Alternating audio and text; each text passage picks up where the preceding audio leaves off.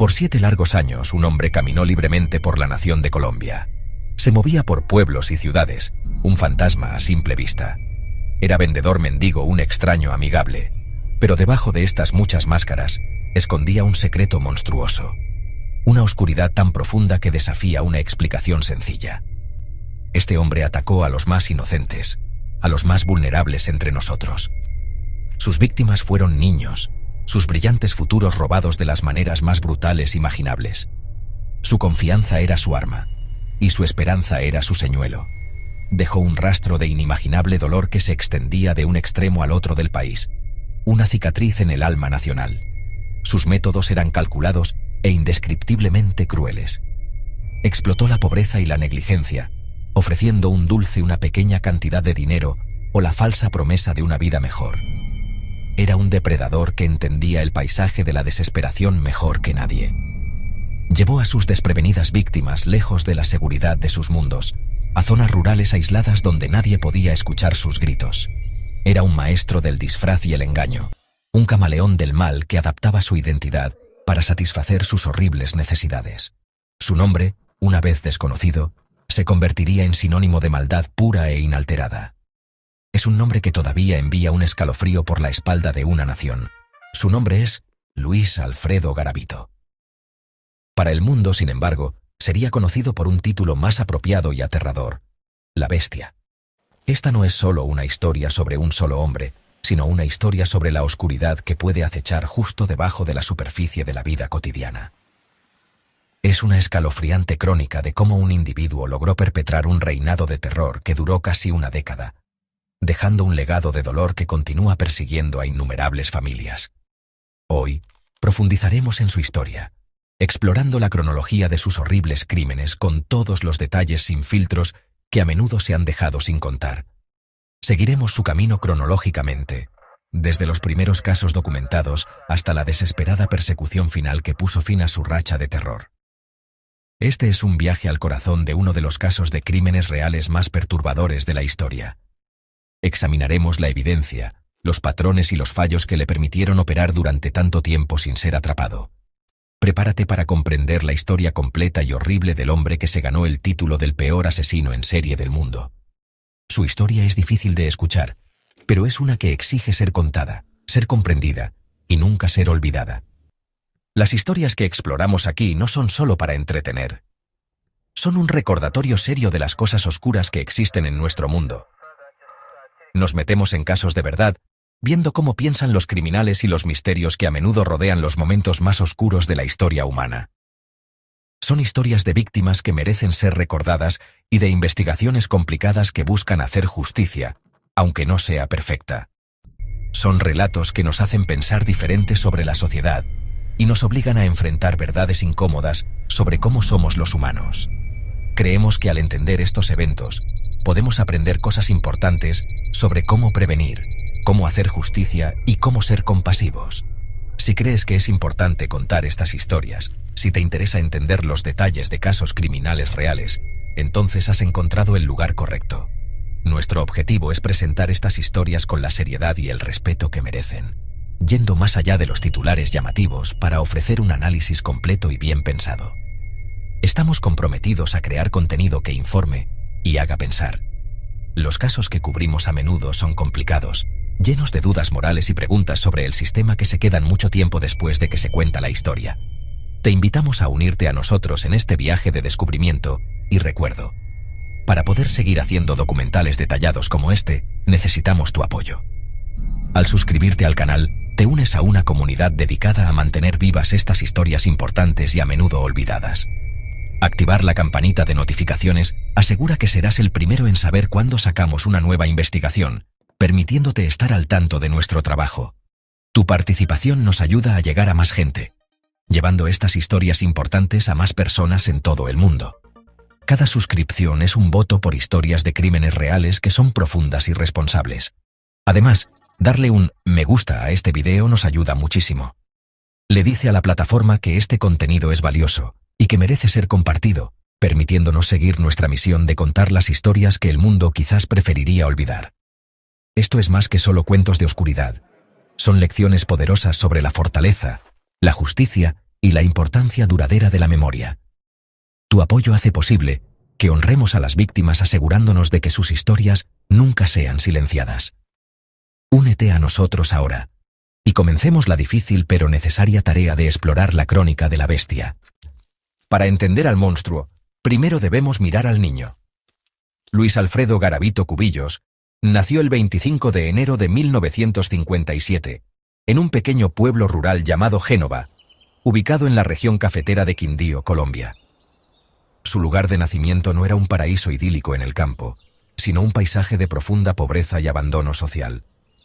Era el mayor de 7 hermanos, traído a un mundo donde la supervivencia era una lucha diaria. Su vida familiar estaba lejos de ser un refugio seguro. En cambio, era un crisol de dificultades y violencia. El entorno en el que nació se definía por la escasez, donde las oportunidades eran pocas y la desesperación era una compañera constante para muchos. Las semillas de la oscuridad que más tarde lo consumirían se plantaron temprano, regadas por una mezcla tóxica de privaciones y abusos. Su padre, Manuel Antonio Garavito, era una figura de terror en lugar de una fuente de protección. Era un hombre que, según se dice, estaba consumido por el alcoholismo, cuya presencia llenaba su pequeño hogar de miedo e imprevisibilidad.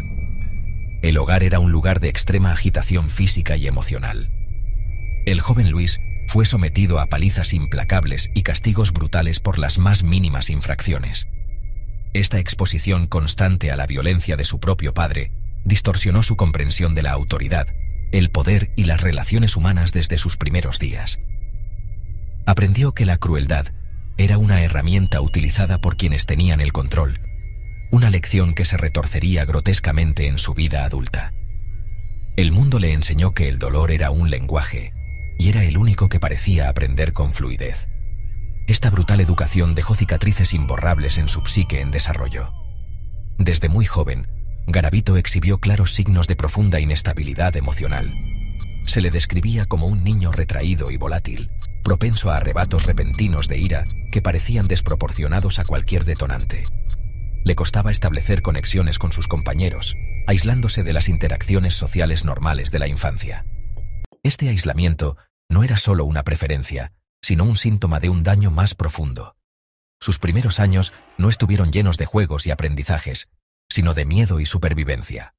El estado constante de alerta, la anticipación de la próxima paliza crearon una personalidad forjada en el trauma, una base sobre la cual se construiría más tarde una estructura monstruosa.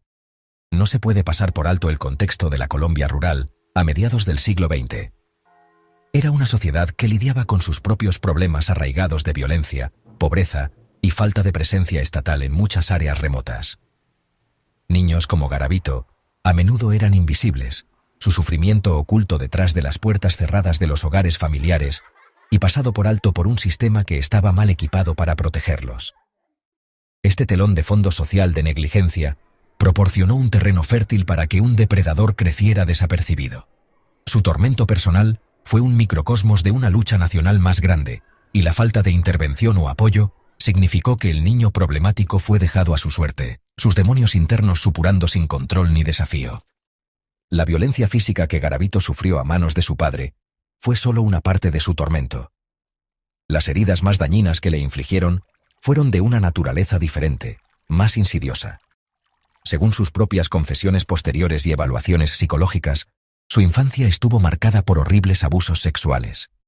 Esta violación, una profunda traición a la inocencia, es considerada por criminólogos y psicólogos como un factor crítico en el desarrollo de sus patrones depredadores posteriores. La experiencia de ser victimizado de tal manera destrozó fundamentalmente su sentido de sí mismo y su confianza. Le infundió una rabia profunda y una visión distorsionada de la sexualidad, el poder y el control que se pudriría durante décadas.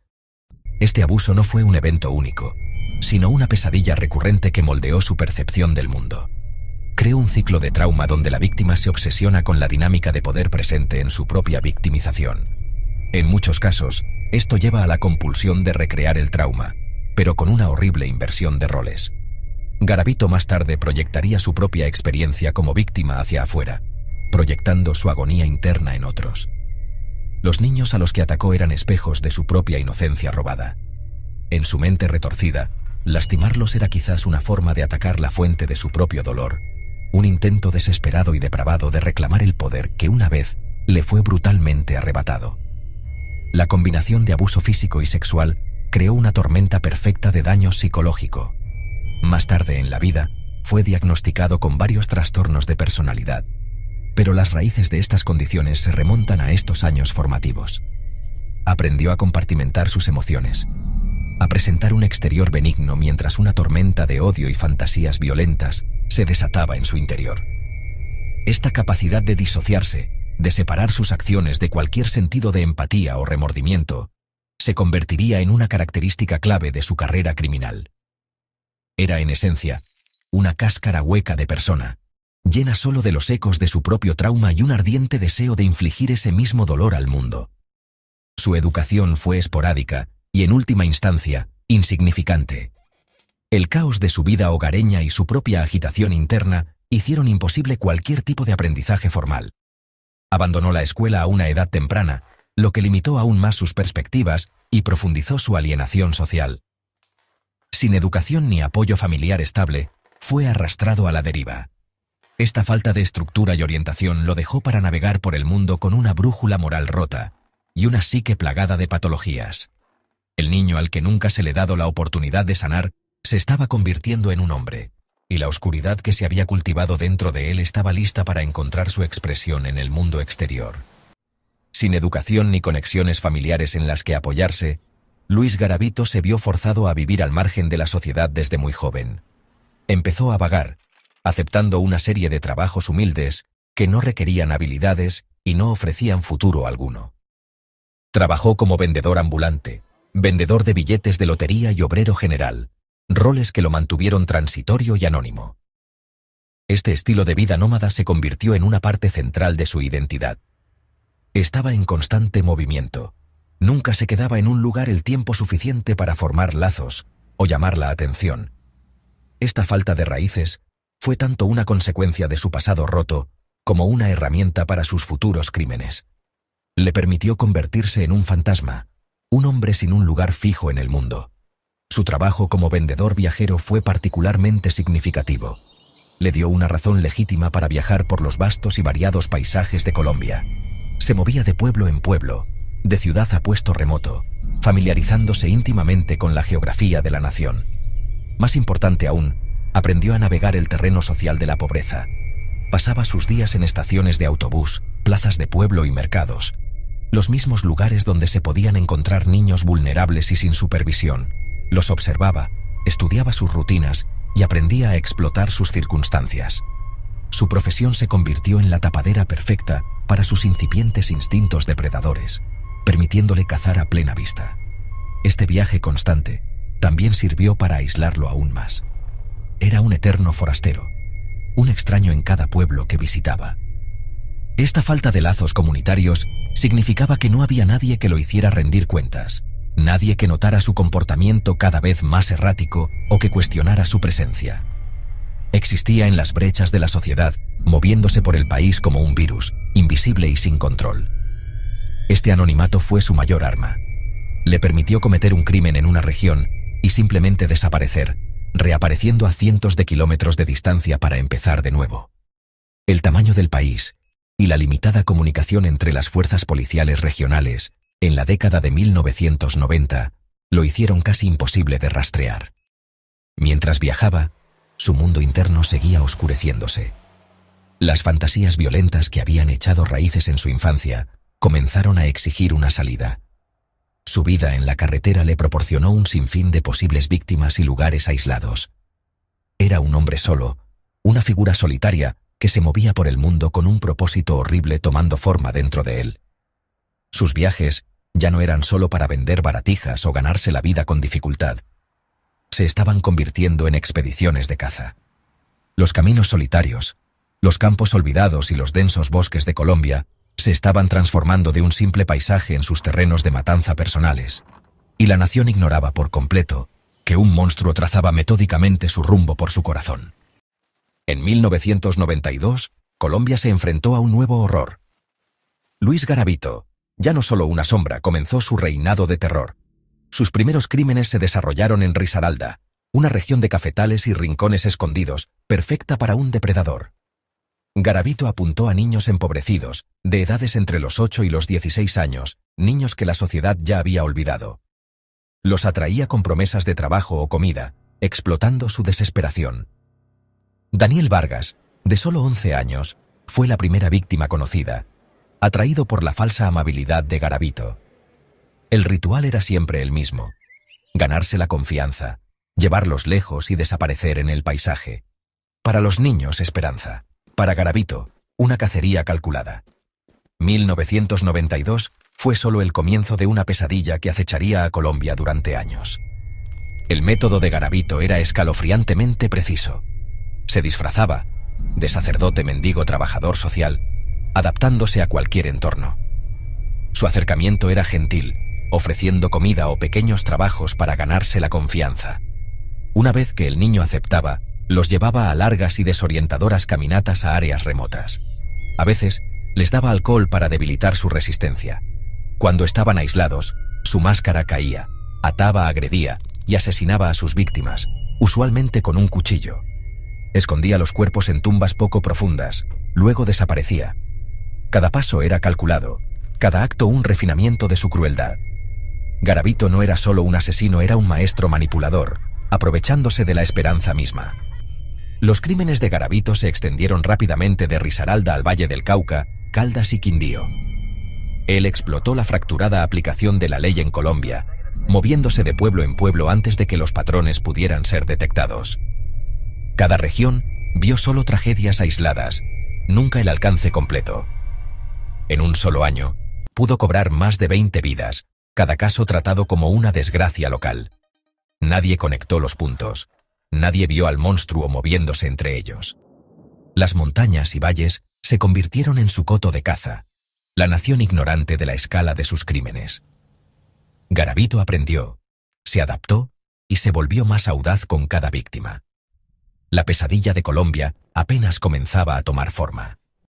Para 1994, los asesinatos de Garavito escalaron. Se convirtió en una plaga nacional. Viajó sin descanso, dejando tumbas sin nombre por toda Colombia.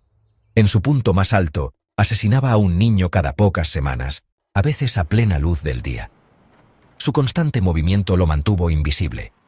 Ninguna comunidad veía el panorama completo. En medio del caos de Colombia, conflicto, carteles e inestabilidad, sus crímenes pasaron desapercibidos. La desaparición de niños pobres se perdió entre el ruido. Garavito prosperó en las sombras, usando la agitación del país como su cobertura.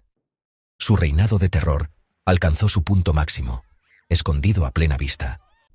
Garavito perfeccionó el arte del disfraz para cazar sin ser detectado. Como sacerdote, se ganó la confianza en comunidades devotas. Como mendigo, provocó lástima. Como trabajador social, prometió esperanza. Cada personaje era convincente. Llevaba identificaciones falsas, alteraba su voz e interpretaba el papel sin fallas. Operaba abiertamente en espacios públicos, mezclándose con los vulnerables. Sus disfraces eran más que disfraces. Eran las llaves de la confianza de sus víctimas. Garavito era un maestro actor, un ingeniero social que convirtió la compasión en arma. Construyó elaboradas trampas de confianza, moviéndose entre sus presas sin ser visto. En cada papel, era el lobo con piel de cordero, el camaleón más peligroso de Colombia. A medida que su número de víctimas aumentaba, Garavito se volvió más sistemático, no solo en sus métodos de asesinato, sino también en su contabilidad.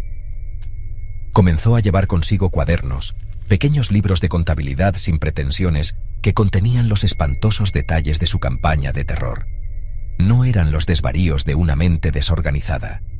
Eran los registros meticulosos y espeluznantemente burocráticos de un asesino en serie. En estos cuadernos, documentaba sus crímenes con una precisión distante, casi clerical. Registraba nombres o descripciones de sus víctimas, las fechas de sus asesinatos y los lugares donde había dejado sus cuerpos.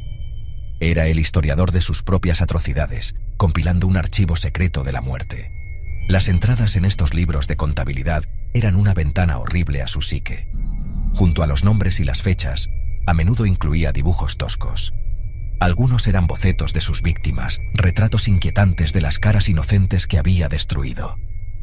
Otros eran más abstractos y simbólicos, representando escenas de tortura y muerte. También dibujaba mapas detallados, marcando los lugares remotos donde había enterrado los cuerpos. Estos cuadernos servían como una colección personal de trofeos, una forma de revivir sus crímenes y admirar su trabajo. Eran un registro tangible de su poder y su desprecio por la vida humana, un monumento privado a su propia maldad que llevaba consigo a todas partes. Este acto de documentación revela un profundo nivel de narcisismo y organización. Garavito no era solo una criatura impulsiva, era un gerente de proyectos de asesinato. Los libros de contabilidad eran sus registros de trabajo, su forma de llevar un seguimiento de sus logros. Este enfoque metódico le permitió operar a una escala tan masiva, sin perder el rastro de su propia horrible historia. Los cuadernos eran tanto una herramienta práctica como psicológica. Le ayudaban a evitar regresar a los mismos sitios de eliminación y proporcionaban una oscura fuente de satisfacción, una forma de cuantificar su reinado de terror. No solo estaba matando, estaba construyendo un legado, una entrada a la vez. La existencia de estos cuadernos demuestra una dualidad escalofriante. Por un lado, Garavito era un fantasma, un hombre que se movía por la sociedad sin dejar rastro. Por otro lado, estaba documentando obsesivamente cada paso de su viaje. Fue una compulsión que finalmente resultaría ser un error fatal. Mientras su naturaleza transitoria y sus astutos disfraces lo mantuvieron oculto de las autoridades. Su necesidad de mantener un registro de sus pecados estaba creando una montaña de pruebas autoincriminatorias. Estos libros de contabilidad del diablo, llenos de los nombres de los perdidos y mapas de sus lugares de descanso final, algún día se convertirían en la clave para desentrañar el alcance completo y horrible de sus crímenes. Mientras Garavito llevaba a cabo metódicamente su masacre, la nación en general permanecía en gran parte ajena a la verdadera naturaleza de la amenaza. En 1997, después de 5 años de su actividad más intensa, algunos patrones comenzaron a surgir lenta y agónicamente. En diferentes ciudades, a veces a cientos de kilómetros de distancia, los equipos forenses comenzaron a notar extrañas similitudes en una serie de asesinatos de niños sin resolver. Las víctimas eran todos niños pequeños de entornos similares. La causa de la muerte era a menudo la misma, una herida de cuchillo en el cuello. Los cuerpos se encontraban en estados similares de desvestimiento, a menudo mostrando signos de haber sido atados y torturados de manera ritualista. Estos descubrimientos eran preocupantes, pero las conexiones no se hicieron de inmediato. Un investigador en Pereira podía notar una firma específica en un caso local, mientras que otro en Tunja vería el mismo patrón, pero no había un sistema centralizado para vincular los dos. La idea de que una sola persona pudiera ser responsable de asesinatos en lugares tan distantes y dispares parecía inverosímil. Las teorías predominantes a menudo apuntaban a redes de tráfico de órganos ocultos satánicos, complejas conspiraciones que parecían más creíbles que la aterradora y simple verdad que un hombre estaba viajando por el país, matando niños con impunidad. La escala de su operación era su mejor defensa. El término asesino en serie no era una parte común del vocabulario criminal colombiano en ese momento. La experiencia del país con la violencia generalmente estaba vinculada a la guerra de guerrillas, los paramilitares o los conflictos de carteles. El concepto de un depredador solitario que mataba por gratificación psicológica era ajeno, algo más asociado con películas o casos de los Estados Unidos. Esta falta de un marco conceptual dificultaba que la policía reconociera a qué se enfrentaba. Buscaban organizaciones y motivos que entendían, como el dinero o la política, no la patología incomprensible de un solo monstruo errante. Como resultado, la herida en el alma de la nación se profundizó, invisible y sin diagnosticar. Para las familias de las víctimas, no había respuestas, solo una agonizante incertidumbre. Sus hijos se habían ido, y la respuesta oficial era a menudo lenta, inadecuada o inexistente. Las desapariciones de niños pobres eran tragedias individuales que no lograron unirse en una crisis nacional reconocida. El país sangraba por 1000 pequeños cortes, completamente inconsciente de que una sola cuchilla los estaba infligiendo todos. A finales de 1997, Luis Alfredo Garavito había estado matando durante 5 años, dejando un rastro de más de 100 cuerpos, y sin embargo, para el mundo, todavía no existía. El año 1998 marcó el principio del fin para el reinado de terror de Luis Garavito. El punto de inflexión no vino de un destello de luz o de una investigación de alta tecnología, sino de un descubrimiento horrible. Cerca de la ciudad de Pereira, en la misma región donde la ola de crímenes de Garavito había comenzado 6 años antes, las autoridades descubrieron una fosa común.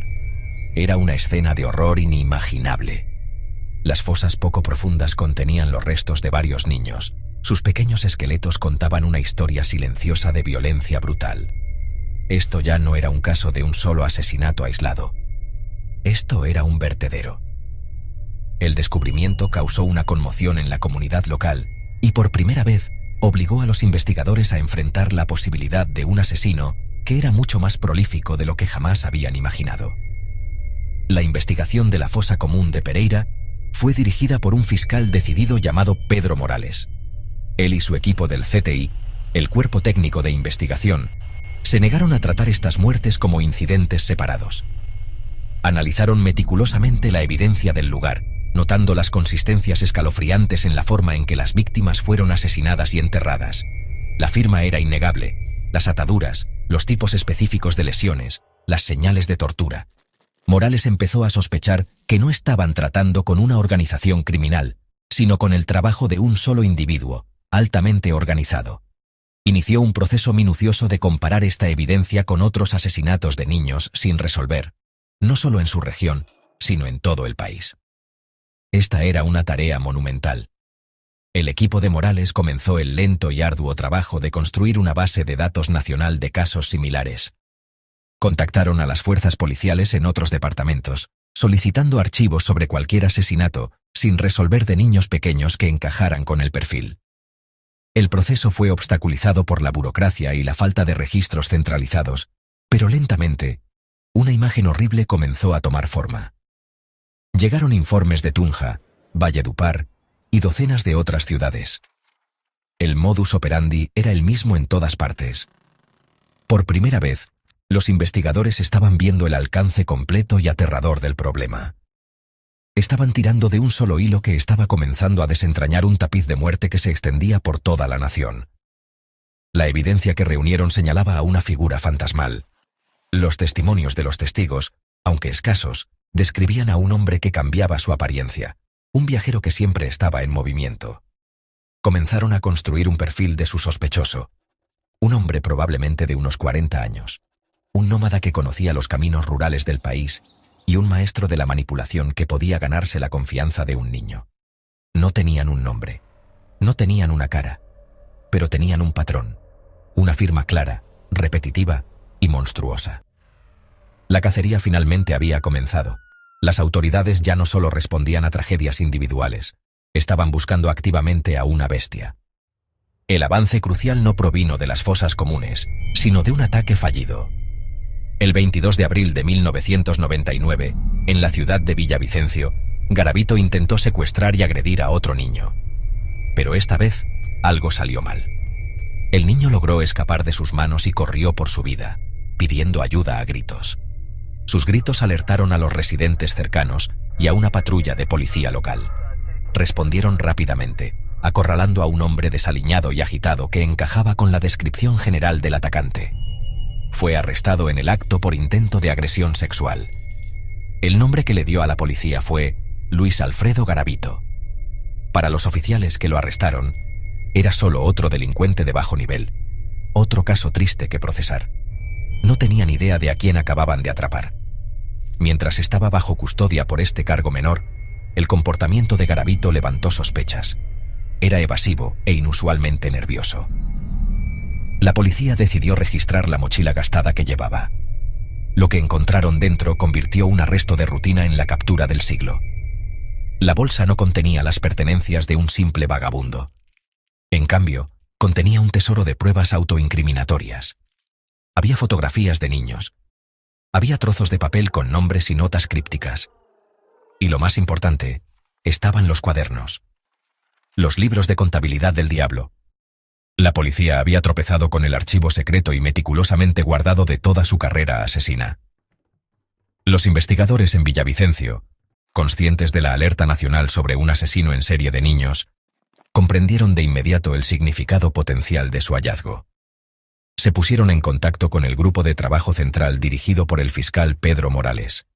Cuando describieron el contenido de los cuadernos, los nombres, las fechas, los mapas rudimentarios y los dibujos de las víctimas, los investigadores supieron que habían encontrado a su hombre. La información de los libros de contabilidad coincidía perfectamente con las docenas de casos sin resolver que habían recopilado de todo el país. El fantasma que había perseguido a Colombia durante 7 años finalmente tenía un nombre y una cara. El hombre sentado en su celda no era solo un delincuente menor, era la bestia. La evidencia era abrumadora e innegable. Los mapas dibujados en los cuadernos llevaron a los investigadores a tumbas previamente no descubiertas, confirmando la autenticidad de sus horribles registros. Los libros de contabilidad proporcionaron una línea de tiempo y una geografía para su terror, conectándolo con escenas del crimen separadas por cientos de millas. Su propia necesidad obsesiva de documentar su maldad se había convertido en la herramienta principal para su caída. El arresto por un ataque menor y fallido había puesto fin a una de las matanzas más largas y espantosas de la historia moderna. La búsqueda nacional había terminado, no con un tiroteo dramático, sino con el descubrimiento silencioso de una mochila llena de horrores. Una vez confrontado con la evidencia de sus propios cuadernos, la actitud de Luis Garavito cambió. El hombre nervioso y evasivo en la sala de interrogatorios pareció desmoronarse. El peso de sus secretos, que había cargado solo por tanto tiempo, ahora se convirtió en una carga aplastante. Quizás al no ver salida, o quizás impulsado por una necesidad narcisista de finalmente reclamar su trabajo, comenzó a hablar. Y una vez que empezó, no pudo parar. Confesó. Confesó todo, y más. Los investigadores escucharon en silencio atónito mientras el horror completo y sin adulterar de su viaje de 7 años salía de él en un monótono tono tranquilo y distante. Su confesión fue un recorrido guiado por el infierno. Usando los mapas que él mismo había dibujado, comenzó a llevar a las autoridades a las tumbas de sus víctimas. Caminó con ellos por los campos y bosques de Colombia, señalando los lugares apartados donde había dejado los cuerpos. Fue una procesión surrealista y macabra. Con Garavito como su guía, los investigadores desenterraron tumba tras tumba. Los restos de decenas de niños fueron recuperados, finalmente trayendo una sombría certeza a las familias que habían pasado años buscando respuestas. Recordaba detalles sobre cada víctima, un testimonio escalofriante de la claridad con la que recordaba sus atrocidades. Los números eran asombrosos. Inicialmente, confesó 140 asesinatos. A medida que las entrevistas continuaron, ese número creció. Proporcionó detalles que solo el asesino podría haber conocido, solidificando la verdad de sus afirmaciones. Su confesión confirmó los peores temores de los investigadores y los superó exponencialmente. Habían estado buscando a un hombre que sospechaban que había matado a 20 o 30 niños. El hombre bajo su custodia estaba admitiendo ser uno de los asesinos en serie más prolíficos de la historia registrada. La escala de su maldad era casi demasiado vasta para procesar, incluso para los detectives experimentados que trabajaban en el caso.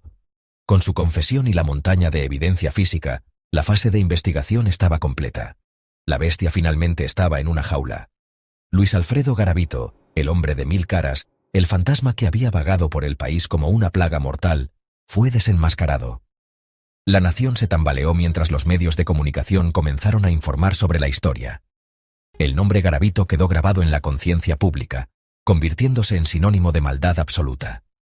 El largo y oscuro capítulo de la caza había terminado. Pero un nuevo capítulo, igualmente doloroso, estaba a punto de comenzar, la búsqueda de justicia para sus cientos de víctimas inocentes. El juicio de Luis Alfredo Garavito no fue solo un proceso legal. Fue un espectáculo nacional, un momento de catarsis colectiva y horror para un país obligado a confrontar al monstruo que había albergado. A medida que el caso avanzaba en la corte, el alcance total y repugnante de sus crímenes quedó al descubierto para el público. Garavito, ahora el hombre más infame de Colombia, mantuvo su comportamiento escalofriantemente tranquilo y cooperativo. No impugnó los cargos. En cambio, confesó abiertamente en la corte más de 170 asesinatos, aunque los investigadores y él mismo sugirieron que el número real era probablemente muy superior a 200, y posiblemente más cercano a 300. Su confesión fue una letanía de horrores, pronunciada sin un atisbo de emoción, dejando la sala del tribunal en un silencio atónito y horrorizado. Sus relatos detallados fueron el arma más fuerte de la fiscalía. Él relató sus métodos, sus disfraces y sus motivos con una claridad inquietante, ofreciendo una visita guiada al abismo de su propia mente. Psicólogos y psiquiatras fueron traídos para evaluarlo, intentando entender su profunda depravación. Lo diagnosticaron con trastorno de personalidad antisocial, identificándolo como un psicópata clásico desprovisto de empatía, remordimiento o cualquier sentido de lo correcto y lo incorrecto. Su testimonio reveló a un hombre que veía a sus víctimas no como seres humanos, sino como objetos para su gratificación, herramientas desechables para satisfacer sus compulsiones violentas. El juicio se convirtió en una lección nacional sobre los aspectos más oscuros de la psicología criminal. La evidencia presentada fue masiva e irrefutable. La fiscalía presentó los cuadernos, la evidencia forense de docenas de fosas comunes y el desgarrador testimonio de los investigadores que habían seguido su rastro de muerte. El juicio fue un sombrío recuento de un reinado de terror de 7 años. Para las familias de las víctimas fue un proceso agonizante. Finalmente tenían al hombre responsable de su inconmensurable pérdida. Pero también tuvieron que escuchar los detalles gráficos de los últimos momentos de sus hijos. La sala del tribunal era un espacio de inmenso interés público, pero también de profundo dolor privado, un lugar donde la herida de la nación fue públicamente diseccionada. La cooperación de Garavito fue una actuación estratégica, aunque horrible. Parecía entender que su único camino hacia cualquier forma de clemencia era a través de una transparencia total y absoluta sobre su maldad. Se presentó a sí mismo como un hombre que estaba ayudando al sistema de justicia, un socio en el cierre de los casos que él mismo había creado. Esta extraña dinámica, el monstruo como testigo principal de sus propias monstruosidades, dominó los procedimientos. Su confesión fue absoluta, sin dejar lugar a dudas sobre su culpabilidad. La pregunta ya no era si él era el asesino, sino qué forma de justicia podría ser adecuada para un hombre que había robado cientos de vidas. El veredicto fue, bueno, una conclusión previsible. Luis Alfredo Garavito fue declarado culpable de una multitud de cargos. La nación esperó una sentencia que, usted sabe, reflejara la magnitud sin precedentes de su maldad. Sin embargo, el sistema legal colombiano de la época tenía limitaciones que llevarían a un clamor nacional. La pena máxima permitida por la ley, incluso por cientos de asesinatos, era de solo 40 años de prisión. La pena capital y las cadenas perpetuas simplemente no eran opciones.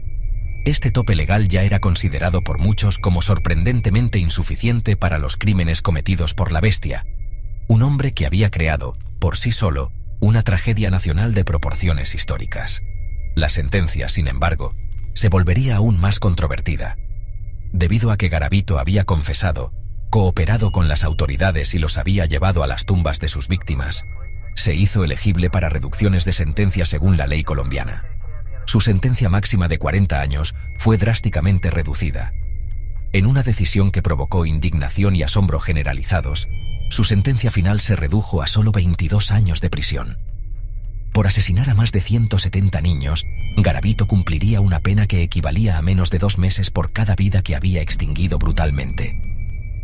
El fallo no fue visto como justicia, sino como un fracaso profundo y, honestamente, insultante del sistema legal. La reacción pública fue de indignación inmediata y sostenida. Las familias de las víctimas, que habían soportado el horror del juicio, se sintieron completamente traicionadas. La idea de que este monstruo pudiera un día quedar libre era para muchos simplemente impensable. La sentencia de Garavito se convirtió en un símbolo de un sistema de justicia roto, uno que parecía recompensar a un asesino por detallar sus propias atrocidades. Encendió un feroz debate nacional sobre la reforma legal, la necesidad de cadenas perpetuas para crímenes atroces y la insuficiencia del Código Penal para manejar un caso de tal malevolencia extrema. El nombre Garavito ahora era sinónimo no solo de asesinato, sino de impunidad.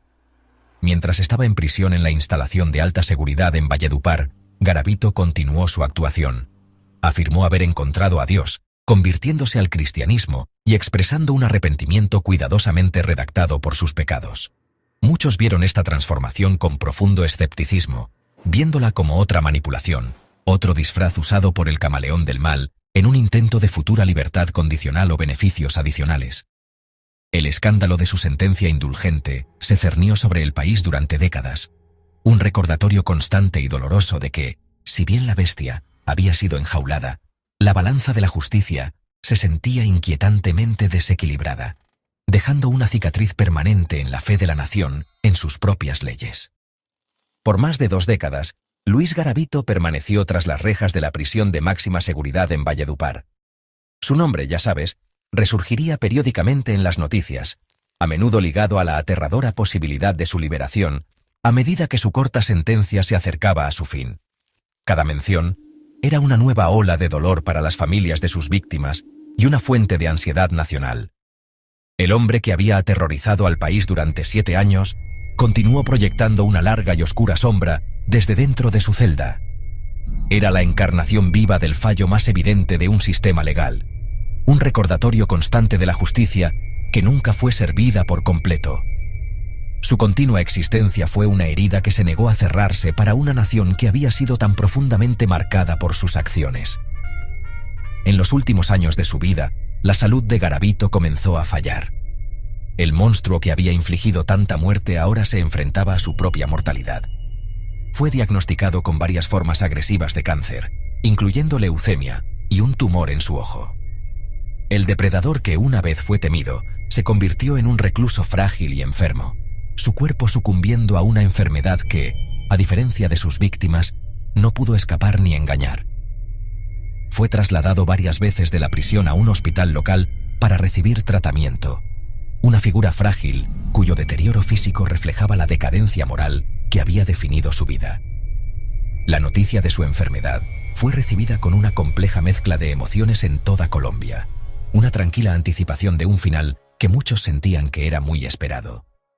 El 12 de octubre de 2023, el capítulo final de su vida llegó a su fin.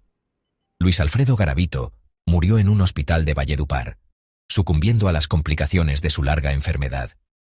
Tenía 66 años. La noticia de su muerte se extendió rápidamente por todo el país, poniendo fin a la era de la bestia. Para muchos, fue un momento de profundo alivio. La amenaza de su posible liberación, un temor que había perseguido a la nación durante años, finalmente se extinguió para siempre. La bestia estaba muerta. No hubo una confesión final dramática, ni una súplica de perdón de última hora. Solo el final tranquilo y sin incidentes de un hombre cuya vida había sido todo, menos eso. Sin embargo, su muerte no trajo el cierre que muchos esperaban. En cambio, reabrió viejas heridas y reavivó debates feroces. Obligó al país a mirar hacia atrás en el caso y a lidiar una vez más con las dolorosas preguntas que había planteado. ¿Cómo pudo un hombre matar a tantos sin ser detenido? ¿Estaba el sistema de justicia mejor preparado ahora para manejar tal maldad? La muerte de Garavito no fue un borrado de su legado, sino un claro signo de puntuación al final de una historia horrible. Confirmó que, si bien el hombre se había ido, el impacto de sus monstruosos actos seguiría resonando en el corazón de Colombia durante las generaciones venideras. El caso de Luis Garavito dejó una cicatriz imborrable en el alma de Colombia. Fue más que la historia de un asesino en serie prolífico. Fue un espejo devastador que se le puso a la nación, reflejando los problemas arraigados de pobreza, desigualdad social y abandono sistémico. Garavito se aprovechó de los invisibles, los niños a quienes la sociedad había fallado mucho antes de que él los encontrara. Sus crímenes expusieron la vulnerabilidad de una generación de jóvenes que crecían en los márgenes, cuyas vidas eran vistas como desechables por un depredador y pasadas por alto por el Estado. La tragedia forzó una dolorosa conversación nacional sobre la responsabilidad del país de proteger a sus ciudadanos más indefensos. Las consecuencias legales y políticas del caso fueron inmensas. La indignación pública por la escandalosamente corta sentencia de Garavito llevó a importantes reformas legales. El caso se convirtió en el catalizador principal de un movimiento para introducir la cadena perpetua para quienes cometen crímenes atroces contra niños. Fue una respuesta directa al trauma colectivo de ver a un monstruo recibir una sentencia que parecía una burla a la justicia. El caso Garavito cambió fundamentalmente la forma en que el sistema legal colombiano veía y castigaba los crímenes contra menores, asegurando que ningún futuro asesino pudiera explotar las mismas lagunas que habían permitido a la bestia recibir un castigo tan indulgente. Para las familias de las víctimas, el dolor nunca disminuye realmente. Si bien la muerte de Garavito pudo haber traído un cierto tipo de paz, nunca pudo traer de vuelta a sus hijos. Muchos de ellos nunca recibieron reparaciones completas, ni siquiera la simple dignidad de que se les devolviera el cuerpo de sus hijos para un entierro adecuado. Su dolor es un testimonio silencioso pero poderoso del costo humano de su desenfreno. Sus historias son una parte crucial de su legado, un recordatorio de que detrás de las asombrosas cifras hay vidas individuales, familias individuales y futuros individuales que fueron robados. Su dolor perdurable es la medida más verdadera de la herida que infligió a la nación. En última instancia, la historia de Luis Garavito es una advertencia del más alto nivel. Sirve como un recordatorio permanente de que el mal puede florecer en las sombras del abandono y que una sociedad es tan fuerte como su compromiso de proteger a sus más vulnerables. Su nombre ahora está grabado en la historia como uno de los peores asesinos en serie del mundo, pero su verdadero legado son las preguntas que persisten. Es una historia que debe contarse y volverse a contar, no por la morbosa fascinación, sino por el bien de la memoria. Es un voto solemne recordar a los cientos de niños olvidados y permanecer vigilantes contra la oscuridad que permitió que un monstruo caminara entre ellos durante tanto tiempo. La historia de Luis Alfredo Garavito no es simplemente la crónica de un solo hombre monstruoso. Verla así sería perder la lección más aterradora de todas. Sus acciones horribles no fueron cometidas en el vacío. En cambio, fueron un reflejo grotesco en un espejo roto, mostrando el estado fracturado de una sociedad que durante demasiado tiempo ignoró a sus más vulnerables. Garavito era un depredador, pero sus terrenos de caza fueron creados por la negligencia sistémica, la pobreza arraigada y el caos generalizado de una nación que lidiaba con otras formas de violencia. Él fue el síntoma de una enfermedad, un hombre que entendió que los hijos de los olvidados eran la presa más fácil, porque sus gritos a menudo eran demasiado silenciosos para ser escuchados por encima del ruido de un país en agitación. Su caso nos obliga a confrontar una verdad incómoda. Los monstruos no solo nacen, también se hacen. Se cultivan en el suelo del abuso, se riegan con la indiferencia y se les permite crecer en las sombras de la negligencia social.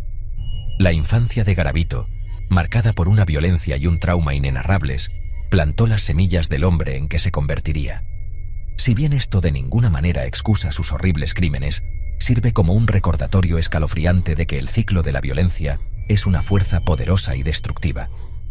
La falta de intervención, de protección y de curación del niño abusado creó al depredador que infligiría su propio dolor a cientos de otros, perpetuando un legado de sufrimiento que abarcó generaciones. El reinado de 7 años de la bestia sirve como una brutal acusación de los sistemas que no lograron detenerlo. Explotó las lagunas en la aplicación de la ley, la falta de comunicación entre regiones y la apatía general hacia la difícil situación de los niños de la calle. Su capacidad para moverse libremente, para matar con tanta frecuencia e impunidad, dice mucho sobre dónde estaban las prioridades sociales. Cada niño que tomó fue un testimonio de un sistema que no fue diseñado para protegerlos. Su historia es, por lo tanto, una responsabilidad colectiva, un capítulo en la historia de Colombia que exige una introspección sobre la justicia social, la protección infantil y las obligaciones morales de una nación para con cada uno de sus ciudadanos, especialmente aquellos sin voz. Al final, Garavito fue más que un asesino en serie. Fue un fenómeno. Un agujero negro humano que absorbió la luz de cientos de vidas jóvenes, su existencia alimentada por la misma oscuridad que la sociedad prefería ignorar. Su legado no es solo de muerte y dolor, sino también de un despertar profundo y necesario. Obligó a una nación a mirar su propio reflejo y ver las grietas. El horror de sus acciones finalmente provocó un grito desesperado de cambio, una demanda de un futuro donde tal monstruo nunca más pudiera encontrar un terreno tan fértil para crecer, y donde ningún niño pudiera ser tan invisible. Ahora que la historia ha sido contada, desde los orígenes sombríos hasta la tranquila e ignominiosa muerte del hombre mismo, nos quedamos en el silencio inquietante que sigue a una tormenta. La narrativa de Luis Garavito está completa, pero las preguntas que su caso desenterró continúan resonando con profunda urgencia. Su muerte en 2023 puso un fin biológico final a su reinado, pero no proporcionó un cierre. En cambio, sirve como una cruda invitación a reflexionar sobre la naturaleza de la justicia, la fragilidad de la memoria y el poder duradero del mal. Nos vemos obligados a preguntarnos no solo cómo sucedió esto, sino qué hemos aprendido de ello. ¿El sistema legal realmente hizo justicia? El escándalo de su sentencia drásticamente reducida sugiere una profunda desconexión entre la letra de la ley y el espíritu de retribución que exigen crímenes tan atroces. Si bien su muerte impidió su liberación, el hecho de que tal posibilidad alguna vez existiera sigue siendo una mancha en la conciencia de la nación. Nos obliga a cuestionar si nuestras instituciones están realmente equipadas para manejar los extremos de la depravación humana. ¿Es un sistema de justicia que puede ofrecer indulgencia a un monstruo así verdaderamente justo?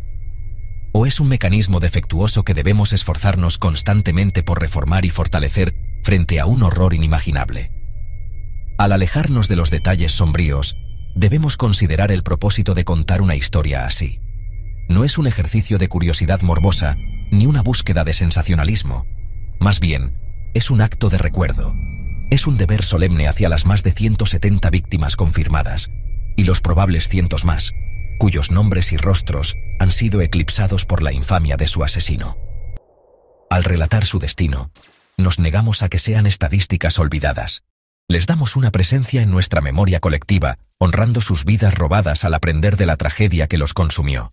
Su historia es un poderoso llamado a la acción, instándonos a construir un mundo más seguro para cada niño. Esto nos lleva a ti, el espectador. ¿Cuáles son tus pensamientos sobre este oscuro capítulo de la historia?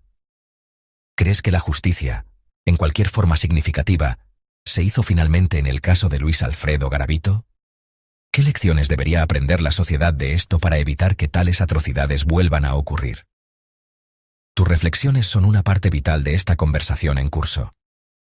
Las historias de crímenes reales no están destinadas a ser consumidas pasivamente. Están destinadas a desafiarnos, a hacernos pensar y a mantenernos vigilantes. Son un recordatorio de que el mundo contiene tanto una gran luz como una profunda oscuridad. Y es nuestra responsabilidad compartida comprender ambas.